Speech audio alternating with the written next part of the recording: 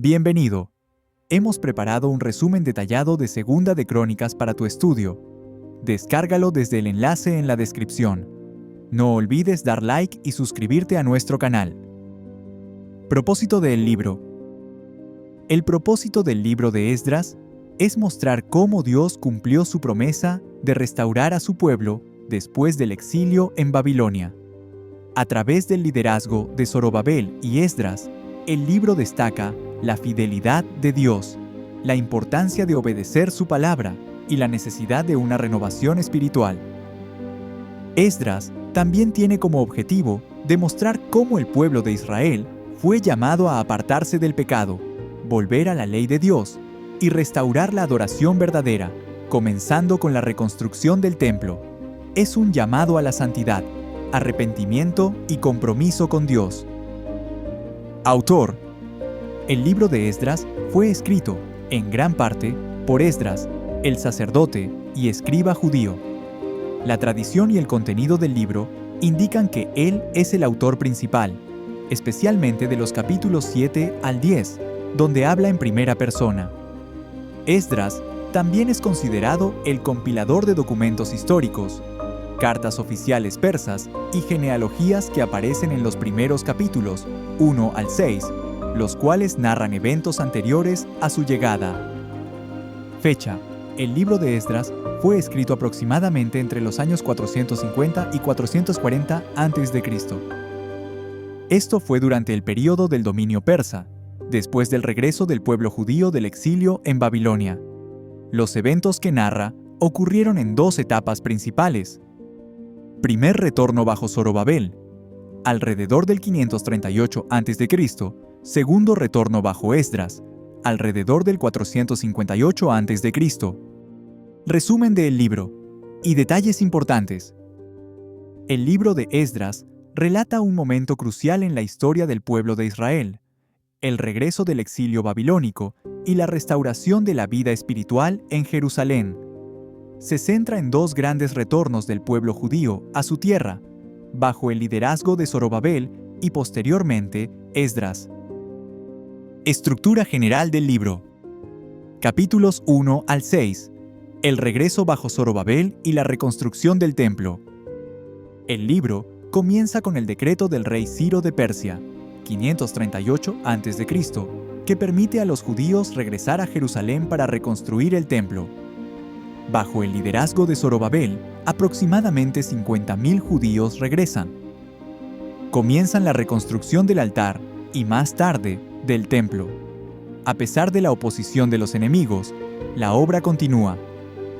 El templo es finalmente terminado y dedicado alrededor del año 516 a.C., cumpliendo la profecía de los profetas Ageo y Zacarías.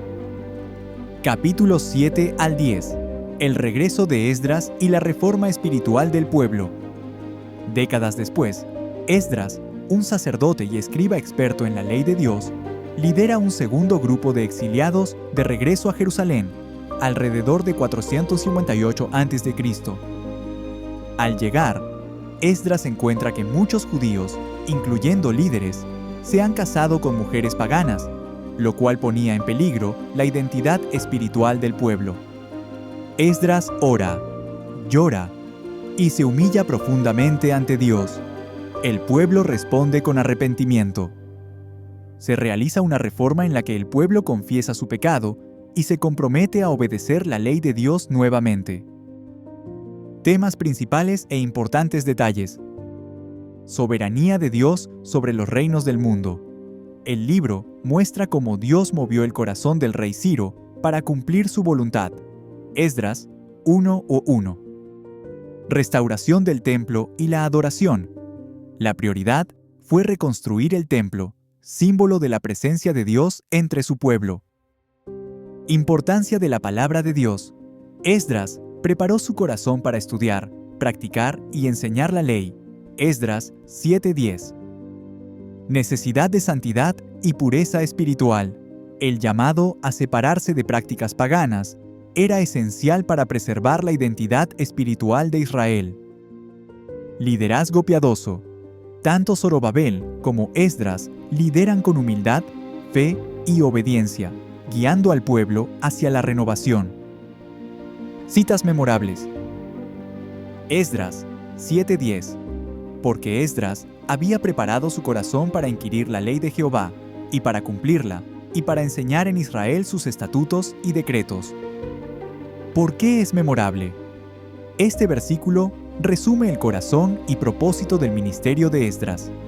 No solo estudió la palabra, sino que la practicó y la enseñó. Es un poderoso ejemplo para todos los que desean servir a Dios. La verdadera enseñanza nace de un corazón transformado por la obediencia.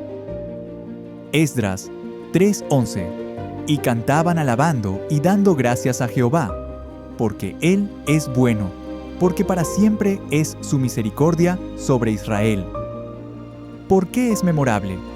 Este versículo refleja el espíritu de adoración y gratitud del pueblo al comenzar la reconstrucción del templo. A pesar de haber regresado del exilio y de estar rodeados de ruinas, reconocen la bondad eterna de Dios. Nos recuerda que su misericordia nunca falla, incluso después de la disciplina. Ahora, ¿a dónde encontramos a Jesús? Encontramos a Jesús en el libro de Esdras de forma simbólica y profética, como parte del gran plan de redención de Dios. En la figura de Esdras como intercesor y maestro de la ley, Esdras no solo guía al pueblo a volver a la palabra de Dios, sino que también intercede por sus pecados con profunda humillación y oración. Esdras 9. Esto es un reflejo claro de Jesús, nuestro gran intercesor, quien ora por nosotros ante el Padre y nos enseña su verdad. Hebreos 7:25, Juan 17:17.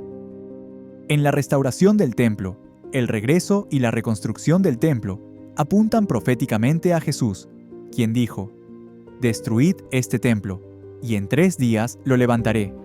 Juan 2:19, refiriéndose a su cuerpo. Jesús es el verdadero templo, el lugar donde ahora habita la presencia de Dios. Juan 1:14. En el regreso del exilio, el retorno de los judíos del cautiverio representa la liberación espiritual que Cristo trae. Así como Dios usó a Ciro para liberar a su pueblo, Dios envió a Jesús como el Redentor para liberarnos del pecado y restaurarnos a una relación con Él. En resumen, en Esdras, Jesús es el restaurador, el intercesor y el templo vivo. Cada elemento de renovación en el libro apunta al propósito eterno de Dios cumplido en Cristo. Aplicación práctica. Dios cumple sus promesas, aún después del fracaso humano. Aunque Israel había pecado y fue llevado al exilio, Dios no los abandonó. Cumplió su palabra restaurándolos. Esto nos recuerda que Dios es fiel incluso cuando nosotros fallamos. Segunda de Timoteo 2:13. El arrepentimiento sincero abre la puerta a la restauración. Esdras muestra el poder del arrepentimiento genuino. No basta con saber que hemos fallado. Debemos volvernos a Dios con corazón quebrantado. La restauración espiritual comienza con la humillación y confesión sincera. Esdras 9:10.